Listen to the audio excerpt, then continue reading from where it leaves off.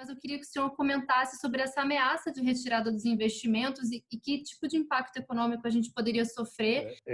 Em relação ao dano que pode ocorrer na economia, ele é de duas naturezas. Os investimentos, porque o Brasil, embora tenha uma situação externa que não é crítica, porque nós temos reservas grandes, né, de 350 bilhões de dólares, e atualmente, por efeito mesmo da pandemia, o nosso balanço de conta corrente, o déficit tem sido muito pequeno.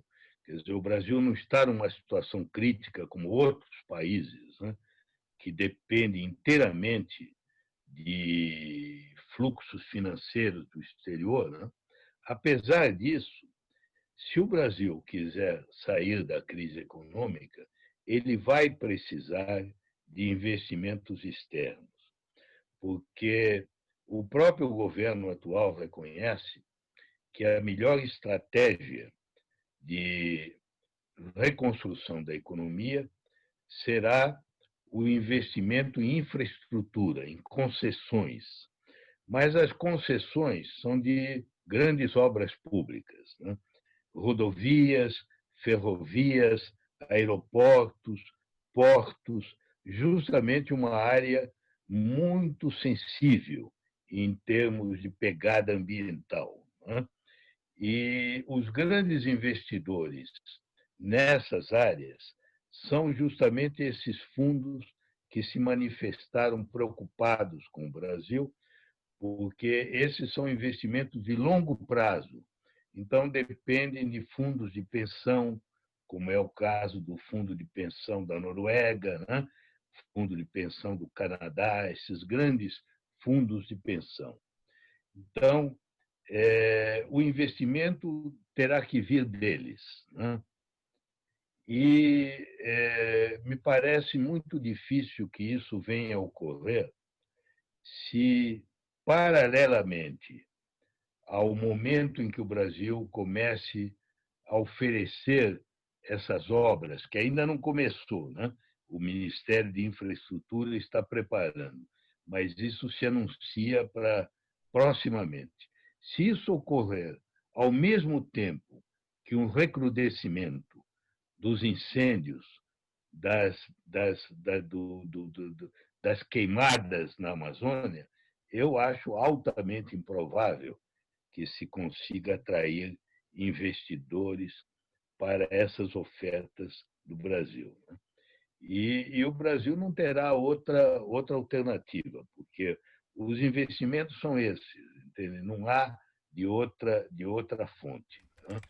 Na questão do comércio, a situação até hoje não tem sido tão drástica, porque, devido a uma série de razões, o Brasil tem conseguido, mesmo durante esses meses de pandemia, aumentar as exportações do agronegócio, sobretudo para a China e para os países asiáticos. Né?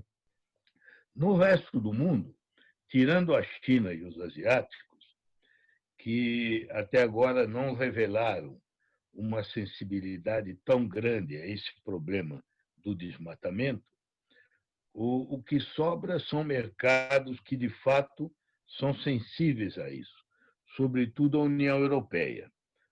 É na União Europeia que se concentra o maior perigo de haver um boicote a produtos brasileiros.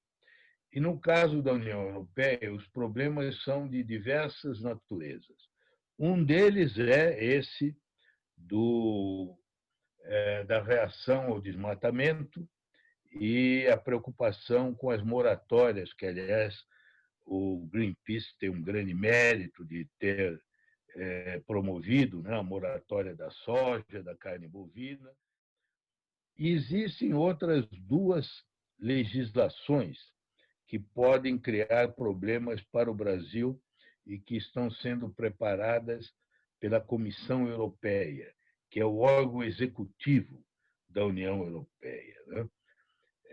A primeira é uma legislação para traçar a origem dos alimentos. Qualquer produto que se provasse que é proveniente de áreas destruídas há pouco tempo, as importadoras não teriam possibilidade de importar. E isso atingiria qualquer tipo de produto agrícola, né? E uma segunda legislação que está se preparando e está muito adiantada é a criação de uma tarifa para equalizar na fronteira as vantagens em matéria de carbono dos países que não descarbonizarem. Porque, como se sabe, a União Europeia já anunciou que a sua recuperação econômica vai ser feita com o objetivo de descarbonização total até o ano 2050, né? E isso em todos os setores, agricultura, indústria, sobretudo geração de energia, né? Agora, os europeus são preocupados porque isso pode colocá-los em desvantagem de competição com os países que continuarem a usar uma economia de alta intensidade de carbono. E eles pretendem equalizar isso com uma tarifa que seria aplicada na fronteira, né?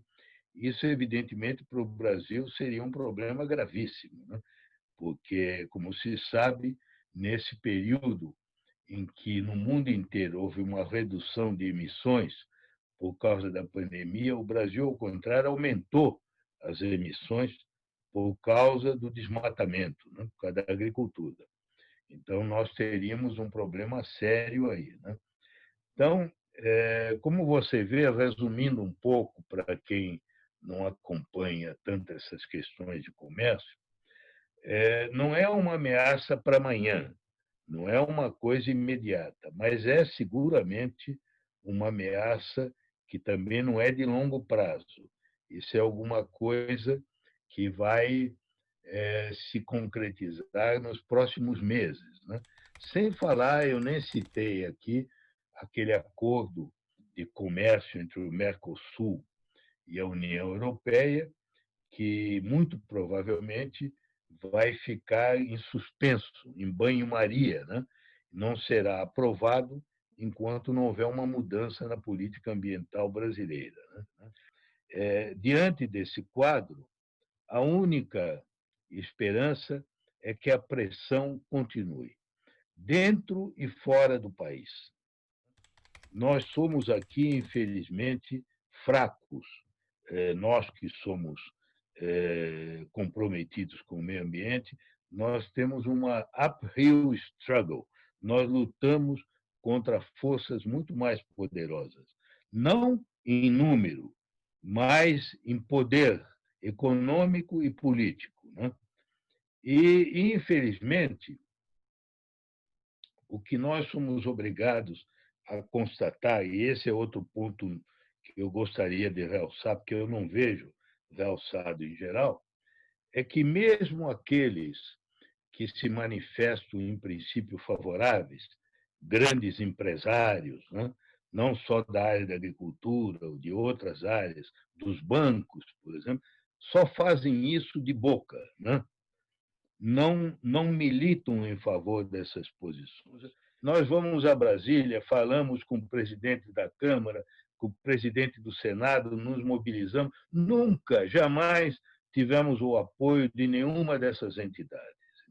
No máximo, o que elas fazem é um manifesto, ou não assinam um manifesto no jornal, como esse manifesto vergonhoso de apoio ao antiministro, mas nenhum deles usa o poder que eles têm. Eles têm poder, os bancos têm, essas grandes entidades agrícolas têm poder. Se quisessem, eles pesariam no Congresso, pesariam junto ao Executivo. Infelizmente, por razões que eu não vou aqui especular quais sejam, eles na verdade, só se manifestam quando há alguma coisa que vem do exterior. É por isso que, dentro do Brasil, a esperança que a gente possa ter é limitada. Entende? Então, nós temos que contar mesmo. Infelizmente, não é uma boa coisa, mas foi o que aconteceu com o fim do tráfico de escravos. Se não fosse a posição da Inglaterra, o Brasil teria continuado a trafegar escravos ainda por muitos anos. Eu temo muito que nós vamos caminhar por uma situação desse tipo, entende? Em que, em algum momento, o Brasil vai começar a ter prejuízos fortes. Já tem em matéria de imagem, né? Que a nossa imagem praticamente hoje é do pior vilão ambiental do planeta.